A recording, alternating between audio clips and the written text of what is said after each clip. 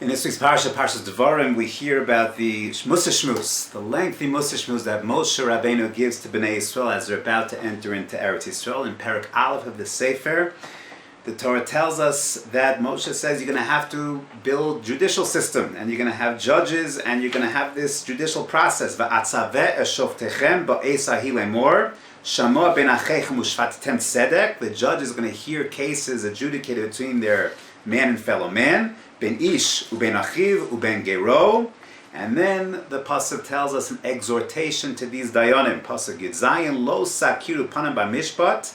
Do not have any leanings. Do not favor one side over another. Kakaton kagadol tishmaun lo sagru pnei ish ki hamishpat lelokimu. Judgment is Hashem's judgment, and therefore there cannot be any favoring one side or another. A person has to be 100% authentic in his judgment. And the Gemara Maseches Ksuvos Perek Daf Kuf Heimed Beis quotes these psukim and then cites the meticulousness that dayanim have to have when they're sitting in judgment. If a person, one of the litigants, gives the judge a compliment, even a small compliment, he's not allowed to go ahead and adjudicate the case, lest one way or another he's going to be influenced by that compliment to alter the Amito Shaldin. And then the Gemara goes on to share 4 episodes, 4 different cases where Amoraim recused themselves from judgment because lest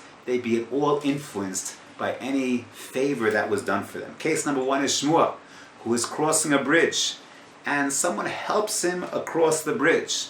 And Shmuel asks this fellow, "Where are you going?" "Oh, I have a case in front of Shmuel." And Shmuel says, "Oh, I have to recuse myself because he helped me across the bridge."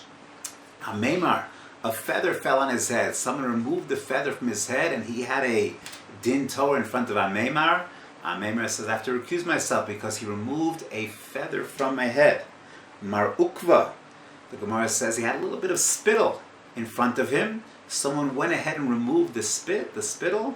Once again, a nothing act. Nothing. Mar Ukva recused himself from the case. And finally, the Gemara says, Rav Shmuel Rabbi Yossi, he had a sharecropper that would bring him his share of the produce every Friday.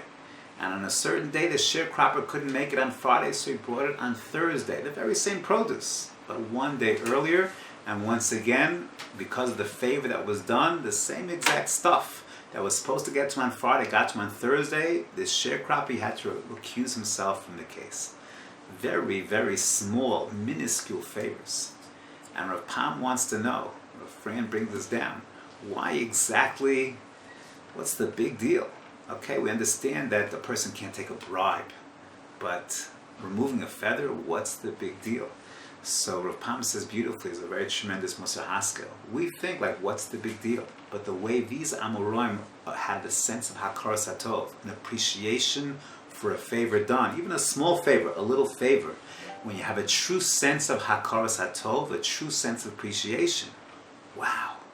And if you have a proper sense, the lesson is not so much in don't take a bribe. That's not called a bribe. It's a lesson in Hakaras HaTov, to appreciate even the little things. Yeah, if you view everything as a little thing, so then of course it's not going to have any influence. What's the big deal?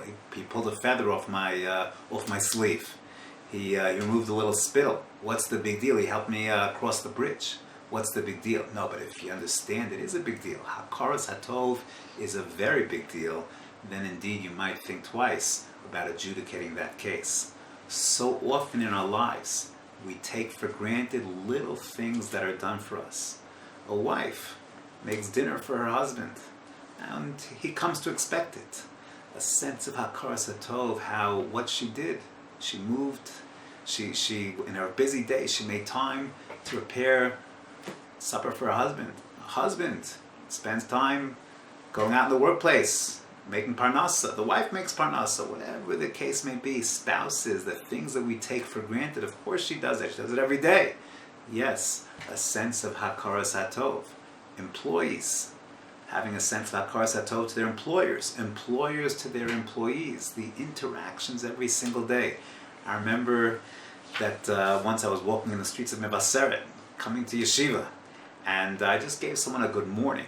A lady just passed her by, she was walking slower. I walked past her, I said good morning to her, and like she was shocked. Good morning, what? And little things that go so far in a person's life to bring a smile to a person, a sense of Hakaras HaTov. That, says Rapam, is the message of these Gemaras. Not just the care that a judge has to take in not taking bribes and not tilting one way or another, but even to appreciate the small things that are done for us that we all too often take for granted. That's the core difference between a person who is generating a sense of true givingness and simcha in a household and one who takes for granted. Very fundamental difference, and something to keep in mind as we are in this time of the 9 days when we're punished, unfortunately, for sinas chinam, and we have that sense of sinas chinam.